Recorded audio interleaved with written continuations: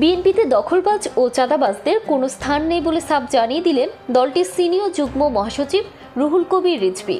মঙ্গলবার দুপুরে রাজধানীর নয়াপল্টনে বিএনপির কেন্দ্রীয় কার্যালয়ে এক সংবাদ সম্মেলনে রিজভী এসব কথা বলেন। সমাজ বিরোধী কোনো ব্যক্তি, দখলবাজ, চাঁদাবাজদের স্থান এই দল বরদাস্ত করে না।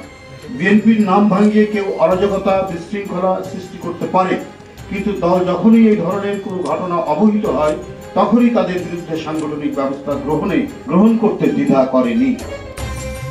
এ সময় তিনি আরো বলেন, বিএনপি একটি বৃহৎ গণতান্ত্রিক দল, যেখানে জায়গা হয় সৎ, ন্যায়পরায়ণ ও মানবিক মূল্যবোধে বিশ্বাসী মানুষের।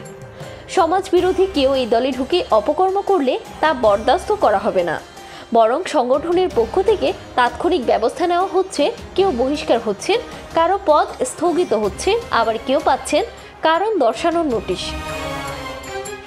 রিজভী বলেন, বিএনপির নাম ভাঙিয়ে কেউ বিশৃঙ্খলা সৃষ্টি করলে দল কখনোই তাকে প্রশ্রয় দেয় না।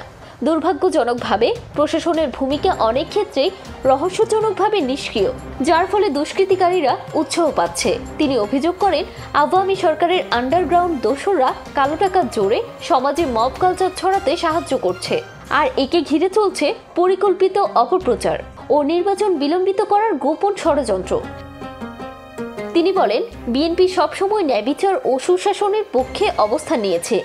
দুর্নীতি বা দখলের সঙ্গে জড়িত কেউ এই দলে টিকতে পারবে না। প্রশাসন যদি সহযোগিতা না করে তাহলে সমাজের নৈরাজ্য আরও বাড়বে। এটি গণতন্ত্র ও স্থিতির জন্য হুমকি।